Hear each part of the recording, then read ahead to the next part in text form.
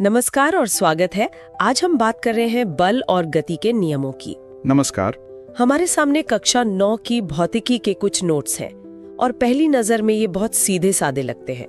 बल, गति, न्यूटन के नियम।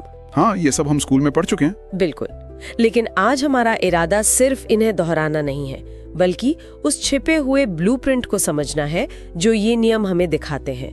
ये सिर्फ 3 नियम हमारे आसपास होने वाली हर चीज को चलाते हैं। एक ग्रह का सूरज का चक्कर लगाने से लेकर हमारे जमीन पर चलने तक। तो चलिए इन सरल से दिखने वाले नोट्स में छिपी गहराई को टटोलते हैं। शुरुआत सबसे बुनियादी सवाल से करते हैं। बल या फोर्स, ये शब्द हम दिन में 100 बार इस्तेमाल करते हैं, पर असल में ये है क्या?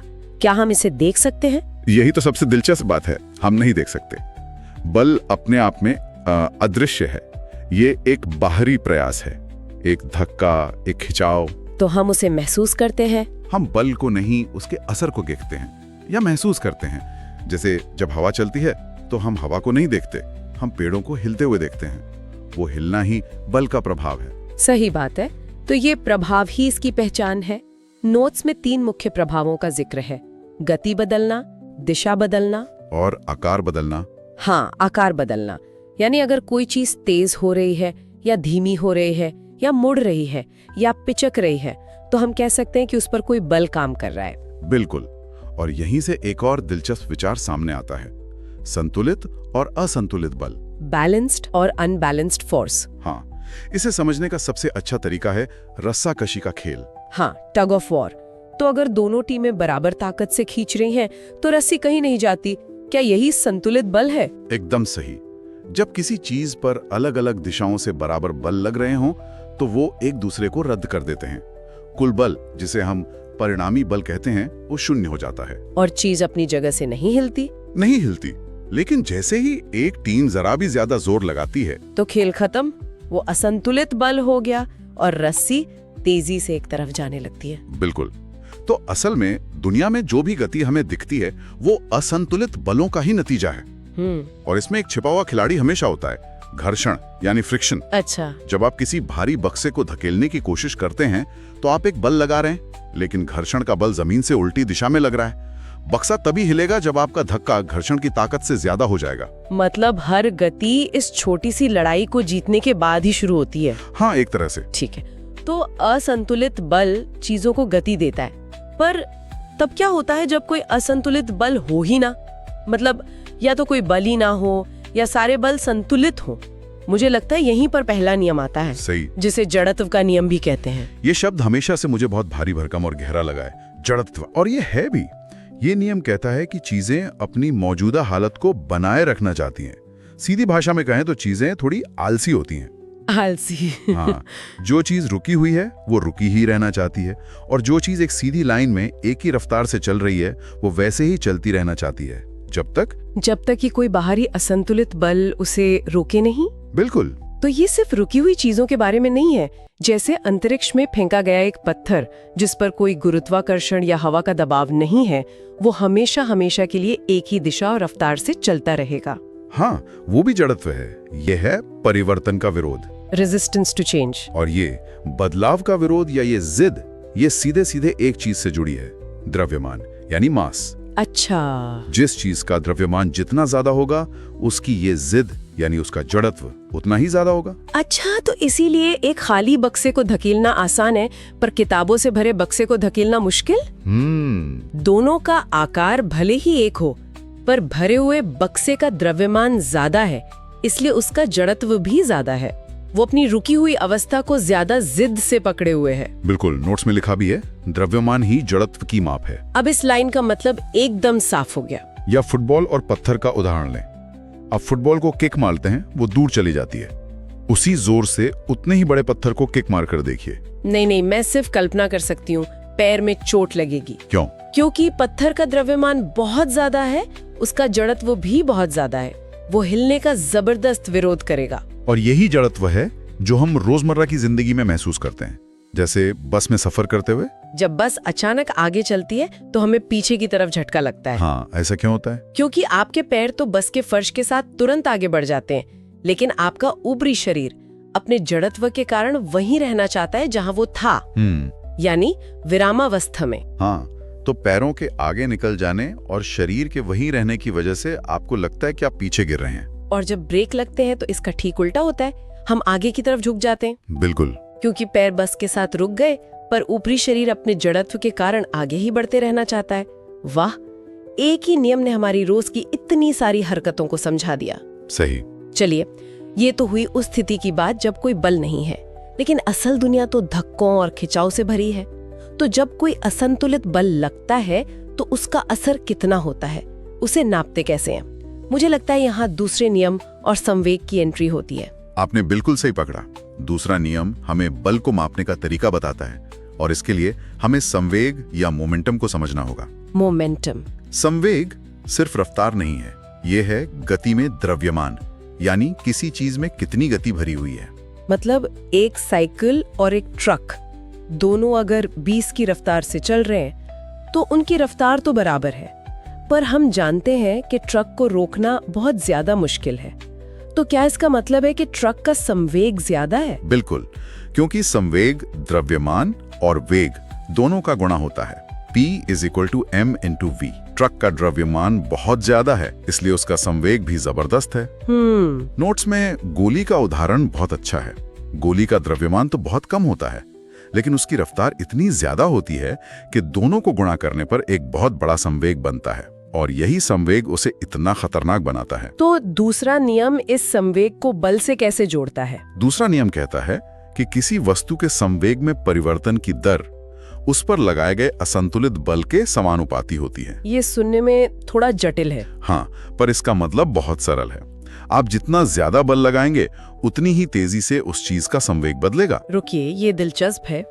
स्कूल में तो हमें बस F = ma पढ़ाया गया था, यानी बल बराबर द्रव्यमान गुणा त्वरण।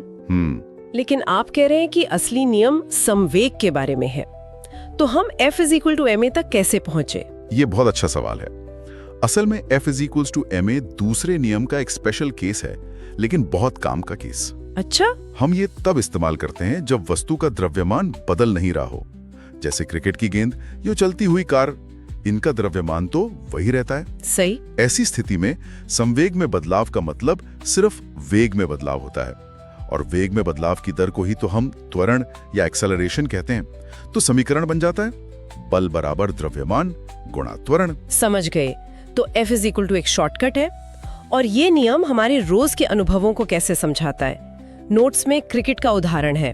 फील्डर तेजी से आती गेंद को पकड़ते हुए अपने हाथ पीछे खींचता है। और वो अनजाने में ही न्यूटन के दूसरे नियम का इस्तेमाल कर रहा है।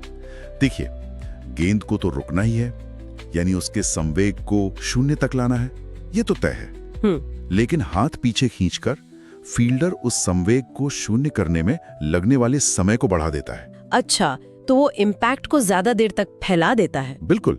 और चूंकि बल संवेग में बदलाव की दर है, अगर आप समय को बढ़ा देंगे तो बल का प्रभाव कम हो जाएगा, हाथ पर चोट कम लगेगी। ये एक तेज थप्पड़ और एक आराम से दिए गए धक्के के बीच का फर्क है। एकदम सही। काम उतना ही हुआ, पर एक में बल बहुत ज्यादा था और दूसरे में कम। और ऊंची कूद वाला एथलीट जो गद्दे या रेत पर गिरता है, वो भी यही कर रहा है। वो अपने रुकने का समय बढ़ा रहा है ताकि जमीन से लगने वाले बल का झटका कम हो जाए। और इसका ठीक उल्टा उदाहरण है कराटे चॉप का। हाँ, कराटे का खिलाड़ी बर्फ या ईंटों को तोड़ते समय बहुत ही तेजी से वार करता है। यहाँ वो जानबूझकर संपर्क के समय को बहुत ही कम कर देता है। अच्छा। और जब समय बहुत कम होता है तो उतने ही संवेग परिवर्तन के लिए एक बहुत बड़ा जबरदस्त बल पैदा होता है जो ईंटों को तोड़ देता है। ये सब दूसरे नियम का ही खेल है। कमाल है।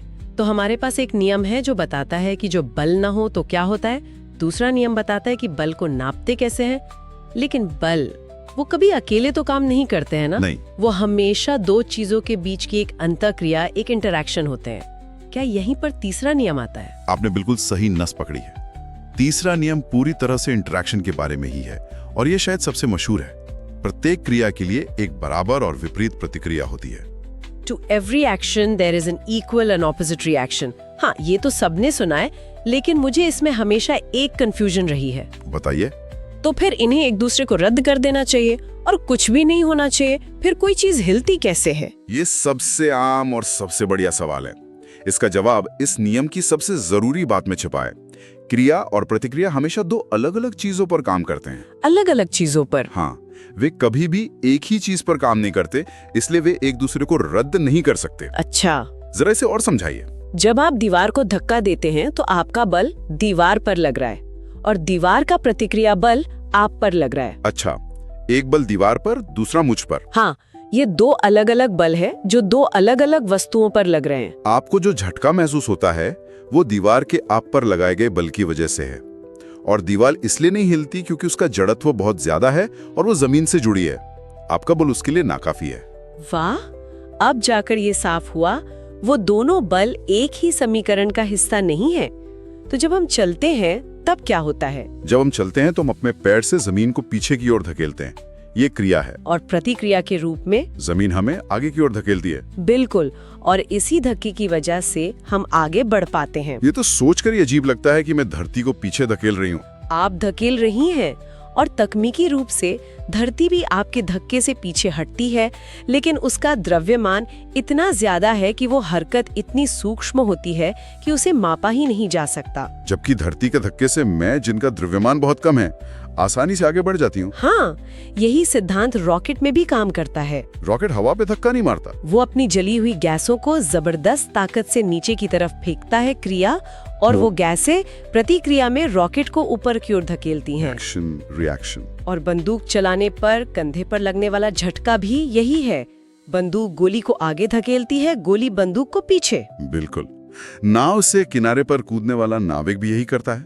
वो नाव को पीछे धकेलता है ताकि नाव उसे आगे की ओर किनारे पर धकेल सके। मतलब हर जगह हर पल ये क्रिया प्रतिक्रिया का जोड़ा काम कर रहा है। हर पल।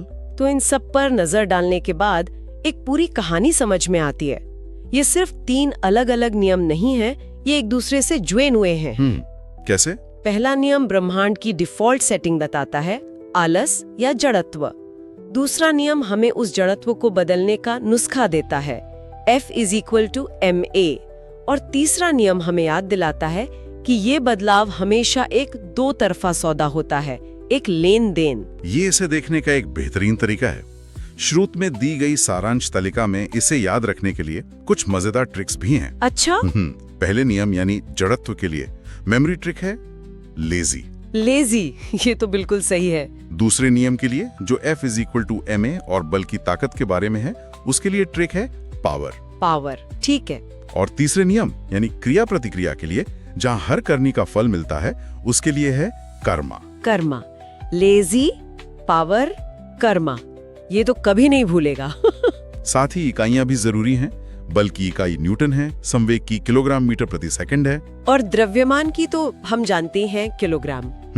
आप जानते हैं वो कर्मा वाली ट्रिक मेरे दिमाग में अटक गई है।